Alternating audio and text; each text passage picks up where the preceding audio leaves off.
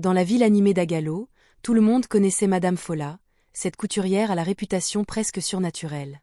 Avec seulement une aiguille et du fil, elle semblait réaliser des miracles. Chaque jour, une foule compacte se pressait devant son petit atelier pour obtenir de ses mains expertes des tenues exceptionnelles. Des robes de mariée somptueuses, des habits de cérémonie hors du commun, ou encore des vêtements modernes d'une élégance inégalée. Madame Fola ne se contentait pas de coudre de jolis tissus. Elle créait des modèles rares, originaux, que personne n'avait jamais aperçus ailleurs, ni même imaginés. Plus incroyable encore, sa rapidité dépassait l'entendement. Ce qu'un tailleur ordinaire mettrait des semaines, voire des mois, à confectionner, elle le terminait en à peine 1 heure. Oui, 1 heure. Il suffisait d'entrer dans sa boutique, de se faire mesurer, puis de revenir ou de patienter, et l'on repartait avec un vêtement à la coupe parfaite, dans un style unique que nul autre n'aurait pu porter. Et si l'on restait sur place, on pouvait même la voir coudre sous vos yeux, ses doigts agiles courant sur l'étoffe comme si un esprit mystérieux la guidait. Mais il y avait une règle absolue, que nul ne devait transgresser. Il était interdit, strictement interdit, d'essayer sa tenue sur place. L'atelier de Madame Fola, situé en bordure d'un marché vibrant et chaotique, fascinait tous ceux qui le découvraient. La rumeur de son talent avait franchi les limites de la ville. Des clients faisaient le voyage depuis des villages lointains, portés par l'espoir d'obtenir cette robe si singulière, ce pagne si majestueux. Personne ne remettait en question la fameuse interdiction d'essayage. On acceptait, sans discussion, de repartir avec le paquet soigneusement emballé, et de ne découvrir le vêtement qu'une fois rentré chez soi. Il n'y avait jamais de retour, les habits tombaient toujours à la perfection. Ceux qui murmuraient à propos de cette drôle d'interdiction finissaient par se taire, trop heureux d'avoir reçu, en un temps record, un chef-d'œuvre digne des plus grands créateurs. Évidemment, les autres couturiers, eux, rongeaient leurs freins. Ils enviaient amèrement la célébrité de Madame Fola, qui leur volait leur clientèle et avait toujours la file d'attente la plus longue de toute la ville. Son succès leur paraissait presque surnaturel. Jusqu'au jour où tout bascula. C'était un après-midi éclatant de soleil, quand Amaka poussa la porte de l'atelier, accompagnée de ses 2 amies, Kémy et Epi.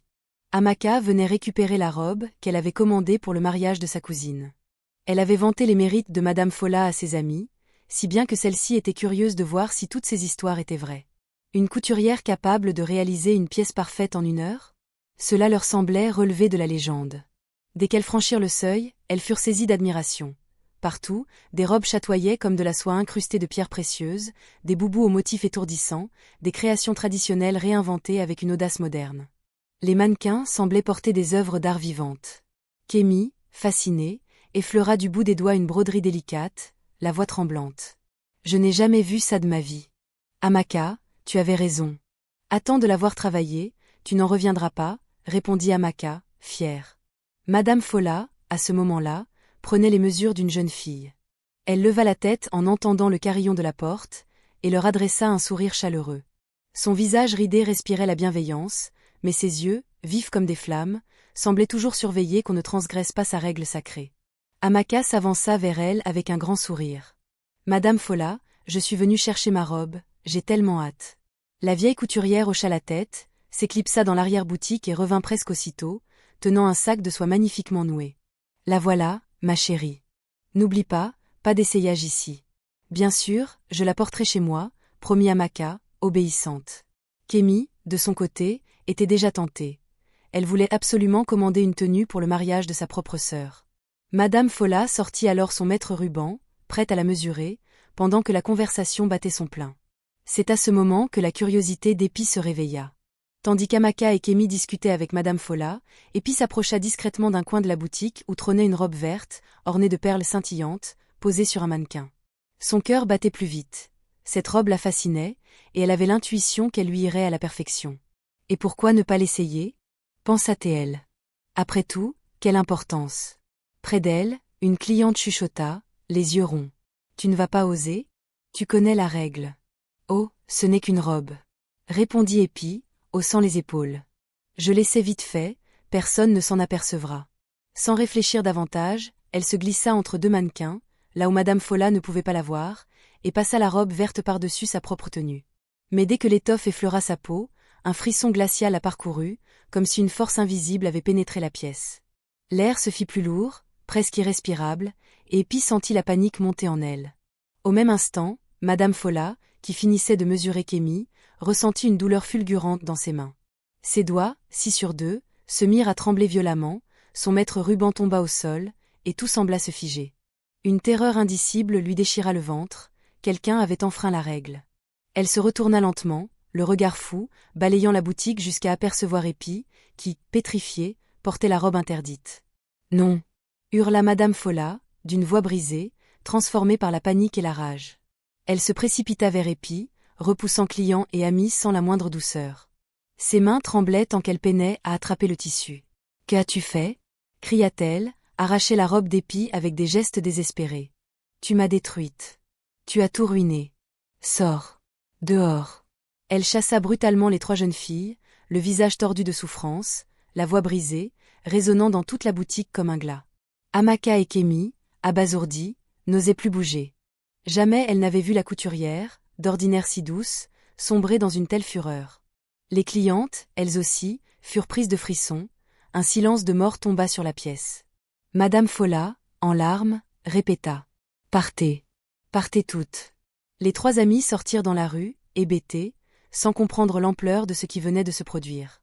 Quelques jours plus tard, d'étranges phénomènes commencèrent à frapper Madame Folla. Ses mains, jadis rapides et précises comme une machine, se mirent à trembler sans répit. Elle tenta d'ignorer ces secousses, mais elles s'aggravèrent de jour en jour. Ses coutures, autrefois si parfaites, devinrent bancales, les points se défaisaient, et elle peinait à finir un seul vêtement en plusieurs semaines. Ses clientes, habituées à la magie d'une robe prête en 1 heure, commencèrent à protester avec véhémence.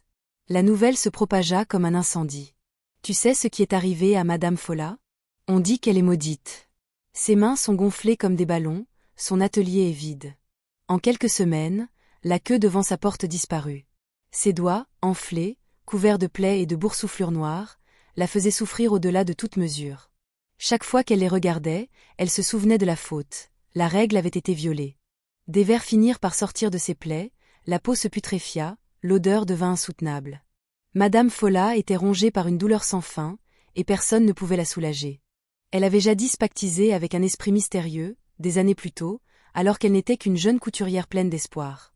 Elle avait supplié cet esprit de lui accorder le talent ultime, la capacité de créer des merveilles, de surpasser tous ses rivaux. L'esprit avait accepté, à une seule condition: jamais un client ne devait essayer un vêtement dans l'atelier. S'il arrivait que quelqu'un transgresse l'interdit, sa bénédiction se transformerait en malédiction. À l'époque, Madame Folla avait cru que cette règle serait facile à respecter. Mais aujourd'hui, à cause de la curiosité d'Épi, tout s'effondrait. Les jours passaient, son corps se décomposait lentement, et aucun remède ne venait à bout de son mal. Chaque soir, elle sanglotait, seule, dans l'atelier déserté. Tout ce qu'elle avait bâti était en train de disparaître, sa renommée, ses rêves, son art. 1 mois plus tard, Amaka, rongée par le remords, décida d'agir. Bien qu'elle n'ait pas enfilé la robe elle-même, elle se sentait responsable. Elle revint voir Madame Folla, espérant trouver un moyen de réparer la tragédie. Elle trouva la porte entr'ouverte, l'atelier vide, silencieux comme une tombe. Les rayons où s'alignaient jadis des étoffes précieuses étaient nus, et l'air glacé semblait figé. « Madame Folla » appela Amaka, la voix tremblante. « Vous êtes là ?» Un gémissement faible lui répondit depuis l'arrière-salle. Amaka s'y dirigea, le cœur battant, et découvrit Madame Folla, assise à même le sol, ses mains bandées, le visage livide. « Je suis venue m'excuser » murmura Amaka. « Je n'ai jamais voulu tout ça. » Madame Folla leva vers elle un regard plein de larmes. « Ce n'est pas ta faute, mon enfant. Cela devait arriver, tôt ou tard. L'esprit est venu reprendre ce qu'il m'avait donné. » Amaka sentit son cœur se serrer. Devant elle, la femme la plus forte et la plus respectée d'Agalo n'était plus qu'une ombre. Elle ne pouvait pas rester sans rien faire. Amaka prit une profonde inspiration, puis s'accroupit à côté d'elle. « Vous ne pouvez pas rester ainsi, » murmura-t-elle d'une voix ferme. « Je vais vous aider, coûte que coûte. » Madame Folla baissa les yeux, honteuse, ses épaules tremblaient. Elle n'avait plus la force de protester. Amaka l'aida à se relever avec précaution, la soutenant comme on soutient une vieille parente malade. Ensemble, elles prirent un taxi jusqu'à l'hôpital le plus proche. Les médecins furent horrifiés en découvrant l'état de ses mains. Les tissus noircis, gonflés, couverts de plaies, dégageaient une odeur de pourriture insupportable. Certains murmuraient, incrédules. Comment est-ce possible? Ils tentèrent des traitements, onguents puissants, antibiotiques, bandages frais, tout ce que la médecine moderne pouvait offrir. Mais malgré leurs efforts, les plaies refusaient de cicatriser. Chaque jour, la douleur empirait, comme si une force invisible empêchait la guérison. Amaka, bouleversée, se rendit compte qu'il faudrait plus que la médecine pour sauver Madame Fola. Elle se rappela combien cette femme avait toujours eu la foi, alors elle décida de contacter des pasteurs de son église. Quand elle leur expliqua la situation, ils comprirent la gravité et acceptèrent de venir prier à l'hôpital. Dès l'aube, plusieurs pasteurs se réunirent autour du lit de Madame Fola, munis d'huile d'onction.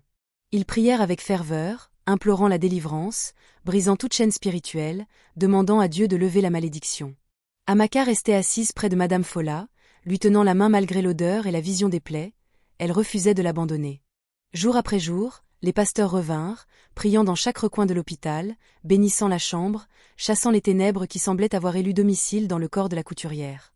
Peu à peu, un miracle se produisit. La douleur diminua.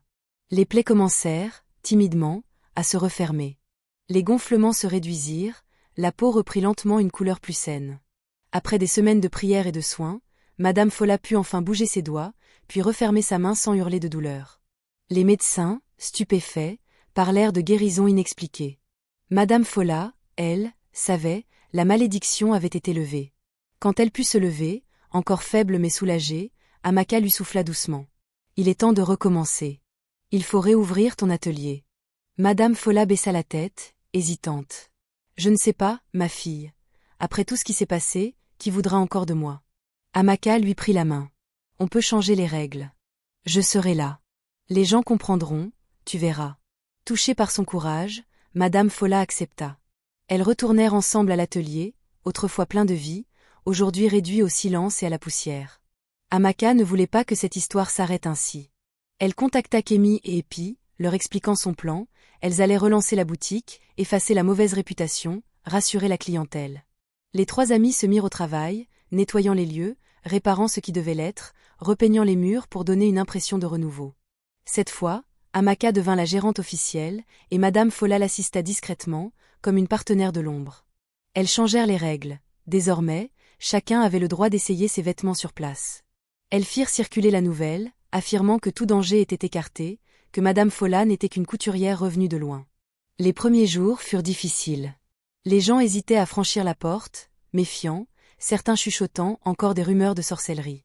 Mais la patience d'Amaka et la gentillesse de Kémy finirent par rassurer les plus courageux. Les clientes commencèrent à revenir, une par une, d'abord prudentes, puis confiantes.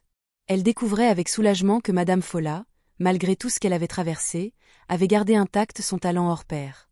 Ses créations étaient toujours sublimes, même si désormais il lui fallait plusieurs jours pour terminer une robe, et non plus une heure magique. Amaka, de son côté, embaucha d'autres couturiers pour que le rythme de travail reste acceptable.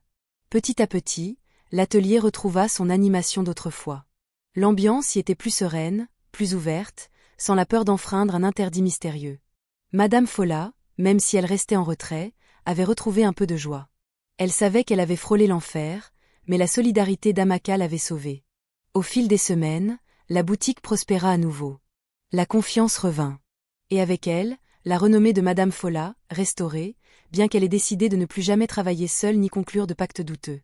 Amaka, quant à elle, s'était révélée une gestionnaire formidable, capable d'attirer de nouveaux clients tout en rassurant les anciens. Grâce à elle, le commerce repartit de plus belle. Ensemble, elles reconstruisirent non seulement un atelier, mais aussi une amitié sincère et solide. Madame Fola, désormais, regardait Amaka avec reconnaissance. Cette jeune femme lui avait offert bien plus qu'une seconde chance, elle lui avait redonné la dignité et l'espérance. Et si un jour vous deviez pousser la porte d'une boutique avec des règles étranges, que feriez-vous? Auriez-vous la patience de respecter l'interdit? Ou bien prendriez-vous le risque d'en payer le prix? Si cette histoire vous a captivé, abonnez-vous pour en découvrir d'autres encore plus mystérieuses et fascinantes. Merci de votre écoute, et à très bientôt.